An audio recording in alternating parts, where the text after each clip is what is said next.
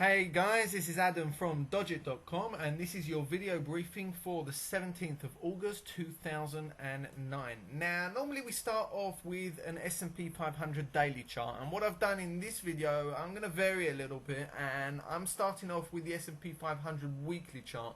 And the thing is that I want to show you a few different patterns, and also what I want to show you is that we are now currently on a very strong resistance level. If you take a look at the moment, what I'm going to do is I'm going to just plot my Fibonacci tool on this from the top, from the peak during 2007 to the bottom, to the low during 2009. Well, what I'm talking about is the whole of this basically characterizes our recession. So what I'm doing now is I'm taking the Fibonacci tool, I'm plotting it from the high to the low, and what you can see at the moment is that we are now stuck around major resistance of 38.2%.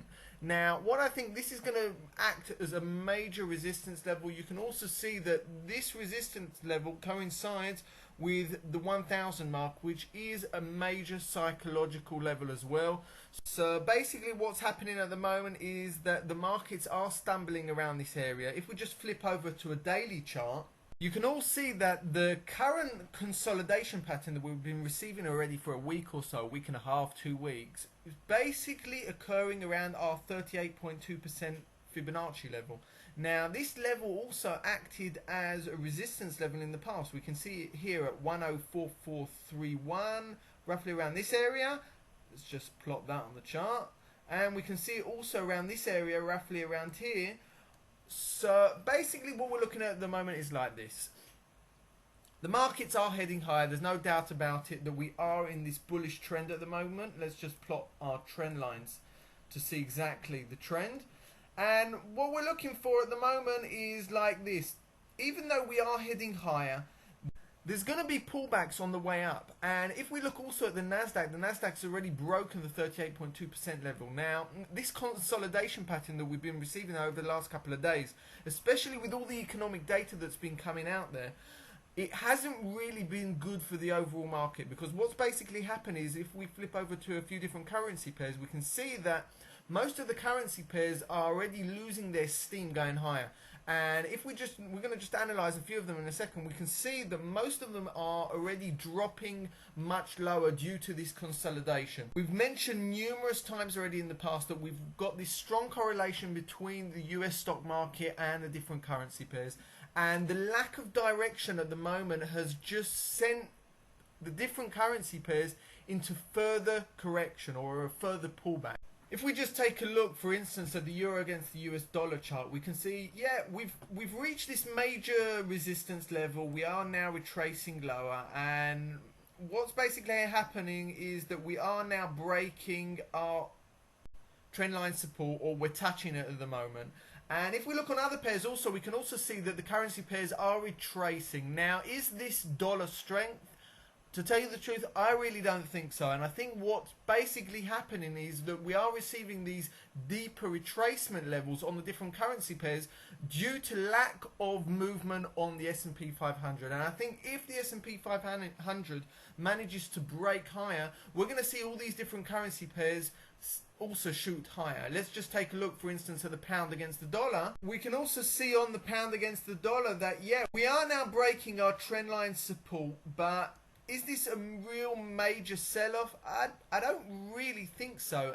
And again, what I'm thinking is that most of this selling pressure is coming due to the lack of direction from the stock market. Now, if we look here, we've got a lot of congestion around this area as well. So what basically could happen is we could receive some support around this area. We've got a lot of support around this area, a lot of congestion around this area. So if you are looking to take the pound against the dollar, the euro against the dollar short, I would watch out on those positions, because if we do receive a nice breakout on the S&P 500, and there's no doubt about it that at the moment we are in this nice bullish rally. If we look at a lot of setups, a lot of them are bullish at the moment, then this is going to also, it's going to shoot higher.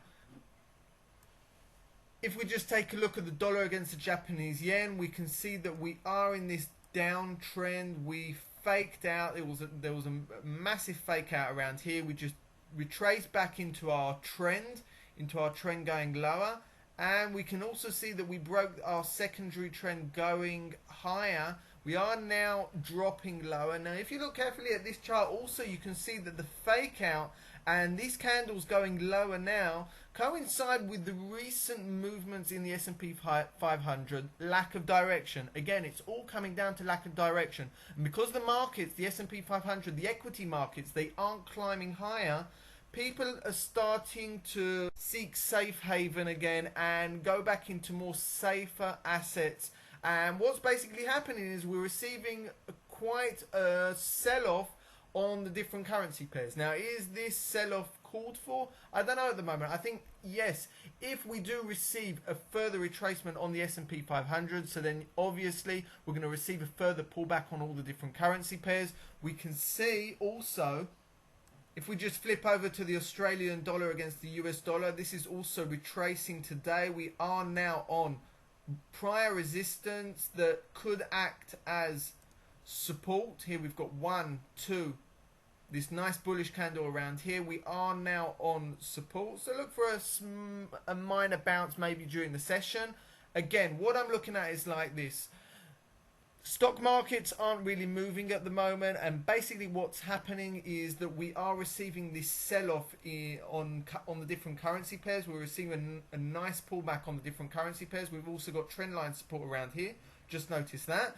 And what I'm thinking at the moment is like this. If the equity markets continue higher, they start to rally, we receive this nice continuation pattern. I think most of the currency pairs are going to bounce higher, bounce back. If not, if they're going to continue to consolidate, expect further pullbacks on the different currency pairs. That's what we're looking at the moment. At the moment, we're in this problematic market because the equity markets aren't really going anywhere. And what's basically happening is that we are receiving some selling pressure on currency pairs. Also on different stocks, we're receiving a lot of selling pressure. Keep an eye out. I am still bullish on this market, and I think that any pullback at the moment is going to just be an opportunity to take this market higher.